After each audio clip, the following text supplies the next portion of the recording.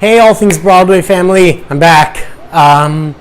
So just this past week, I went to London, and I figured I wanted to talk about my experiences there. It was my first time seeing a bunch of West End shows. I think I saw like 9 or 10 shows in the 9 days that I was there. I have problems, I know.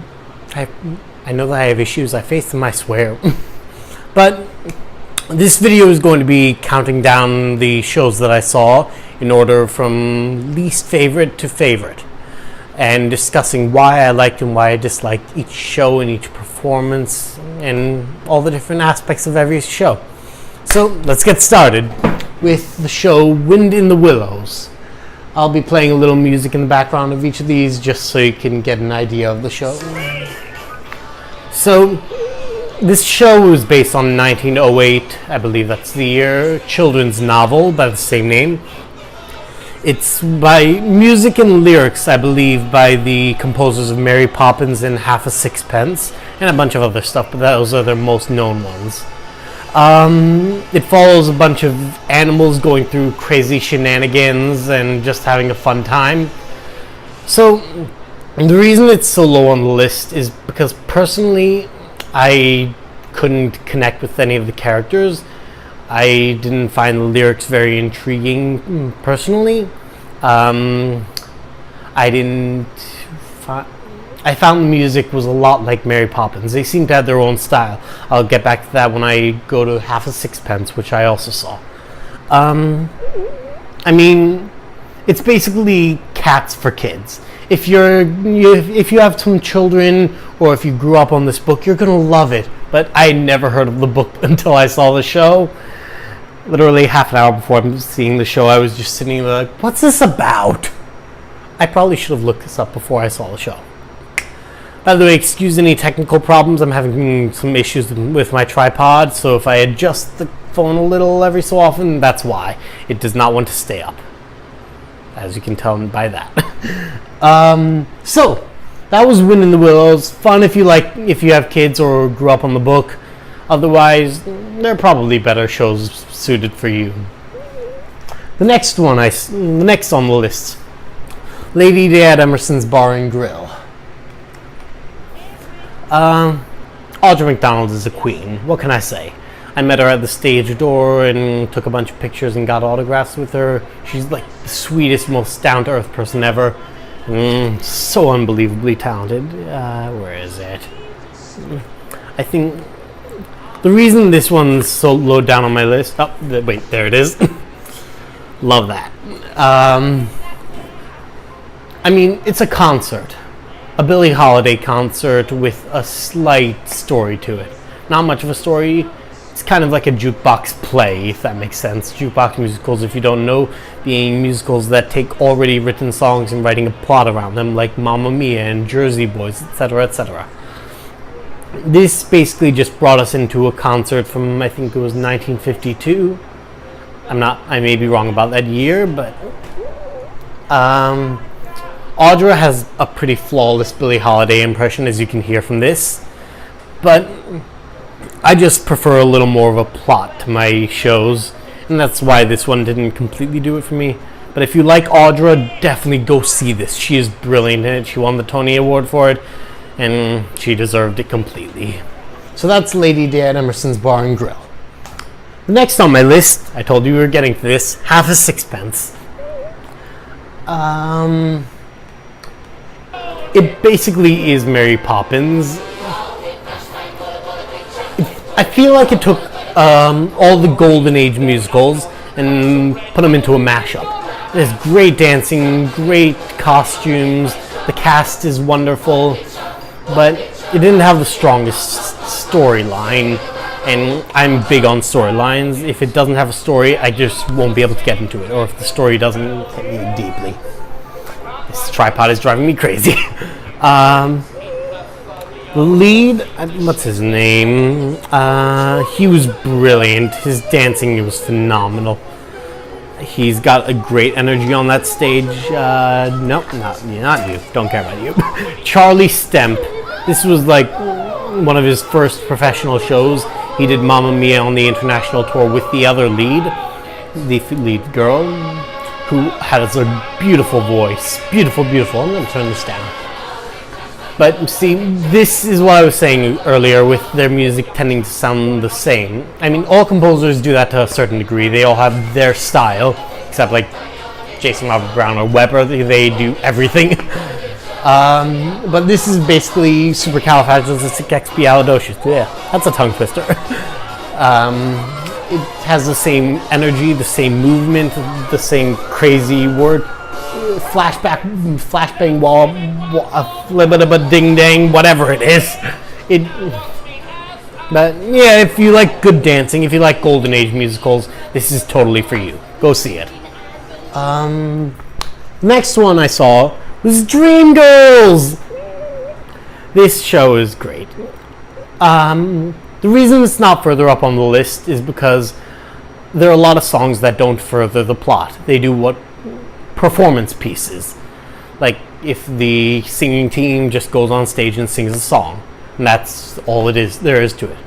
If you want to see a show that does these very well, check out Bandstand or Sideshow. They all put on performance pieces and they use them to further plot or character. This one just kind of sits there. But when it does it right, it does it brilliantly. And I am telling you, I forgot to play. That's a thing. This song, if it'll play. Amber Riley got a standing ovation at the end of Act 1 for this song. She was brilliant. I met her at the stage door as well. She's really sweet. She didn't take pictures because she was in a hurry, but she signed autographs for everyone and was just a darling. It was a great show. The cast was phenomenal. The guy who played the lead male, I can't remember his name, but he got an Olivier Award for the role. I'm just gonna push this back a little so I don't have to keep adjusting the stand. But his energy was like nothing else. I haven't seen an energy like that since James Monroe Iglehart in Aladdin. But if you like Amber Riley, or if you like musicals that don't necessarily all the songs further the plot, but are just a really fun time, go see this one. That did not work out. It just keeps getting lower. If anyone has any tips on fixing this tripod, please let me know in the comments. It's driving me insane. But yeah, great show, great cast. Go see it. It's transferring to Broadway soon, so keep that in mind. Next up, School of Rock. I only saw this show because it was a Thursday matinee and that was the only show playing. I tried not to see shows that are currently playing on Broadway because I can just see them here. But the Dewey there was brilliant. He did some hysterical stuff that just had me bawling in laughter. At random points, he would just pull up his shirt and start picking at the hair in his belly button. Hysterical, and what a voice. He's probably my second favorite after Alex Brightman, who's just a god. But definitely go see it. And it's cool because they allow you to take pictures at the end during the big curtain call type thing. The guy playing Dewey actually goes and says, "Now's your time to take your pictures, so bring out your phones." It's really cool. And they do a lot of stuff differently than on Broadway. The energy's a lot better since it's newer. So they're both great, but go see it if you can. Next, I don't have any music for this one. But this is the comedy about a bank robbery. It's by the creators of the play That Goes Wrong, if you didn't know. And it's hysterical. I was crying with laughter by the end. They do some of the most brilliant gags and stunts ever. It basically took what the play Goes Wrong did and made it more of a farce and took it even more over the top than they did in the play That Goes Wrong. So if you like a good slapstick humor kind of comedy and farce thing on the 1950s bank robbery movies, definitely go see it. It is worth every penny and it's brilliant. Very small, intimate theater. I like that. This next one. This next one was brilliant. Evita. Oh my god. What can I even say about this one? I consider this to be Andrew Lloyd Webber's best show. It was, who was it starring? Emma Hatton from Wicked. She played Elphaba in Wicked, and she was just brilliant in this. The 11 o'clock scene, I was in the front row, so you could literally see the tears streaming down Emma's face, and everything was brilliant about it. The guy playing Shay, what was his name? I want to give these guys shout outs because they were so amazing. Gianmarco Chiaretti. I probably butchered that pronunciation, but what you gonna do? He hasn't done too much, but his voice is really cool. It's different from most people who have played Shay in the past, but I liked it a lot. He's looked the part perfectly, that's for sure. I met them both at the stage door. They were so sweet. He was so different than he is on the stage. He's this huge, powerful figure on stage. He comes out and he's like, "Oh, thank you so much." I love when people are like that. This is Patti LuPone, not Emma, by the way, because Patti LuPone is God. Next one, a classic. If you don't know this one and how good it is, you need to. Les Mis. I had to see it. It's been running there since 1976, 78, something like that. I think 76. I may be wrong about that. Inform me in the comments if I'm wrong. I'm doing this all by memory and unscripted because I'm too lazy to write out scripts.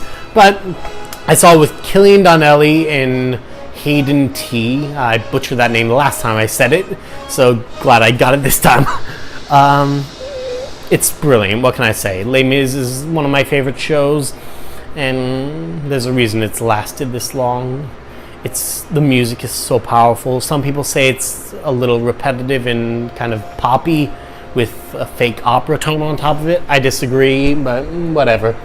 I think all the music, or almost all the music, is absolutely stunning and finds a great balance between opera and modern Broadway. No, semi-modern, contemporary. But yeah, if you have the chance, go see this in London. It's really cool to see the original with the turntable. I saw the recent revival and I loved it, but it was just lacking without that amazing turntable. What can I say? Killian Donnelly and Hayden were amazing. The entire cast was phenomenal. The Cosette especially, really, I enjoyed.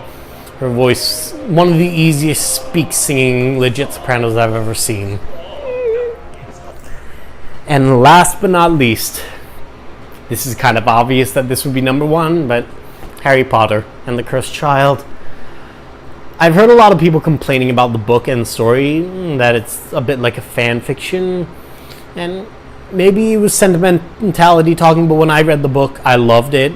I grew up on the Harry Potter series, and I really enjoyed this new take on it. The staging and the magic behind the stage show was brilliant. I actually worked as a magician for 5 years straight when I was younger, and even I had a hard time figuring out some of the stuff they did on that stage. The cast was brilliant, the staging was brilliant. I'm not going to give away any secrets because that's what they keep telling us over and over again, but go see it. It's coming to Broadway soon, I believe, at the Lyric Theater in the fall 2018. I think that's right. I may be wrong, again, completely off the top of my head, but definitely go see this. It's something you will remember for the rest of your life. I went with my mother this week, and when I came back, I went to see this one show alone. I was just sitting there like, oh my god! It was the most brilliant thing ever! I just got a little out of control. But yeah, that was my trip to London. So go see all these shows, even the ones I didn't like. There's something in them for everyone, whether you like Harry Potter or whether you like Wind in the Willows. That's all your pick. I just realized my garbage can's been in this view the entire time. That's nasty. But yeah, go see them all and let me know what you think in the comments. Do you agree or disagree with whatever I said in this video? And do you want to see more of these kinds of videos? I see shows all the time. I'm seeing a show at the 54 Below on Saturday. I'm seeing Great Comet again tomorrow. I'm supposed to be seeing Mandy Patinkin's first performance tomorrow. But that craziness happened. I'm going to sign off before I get into a rant. I'll see you guys later. Hope you enjoyed.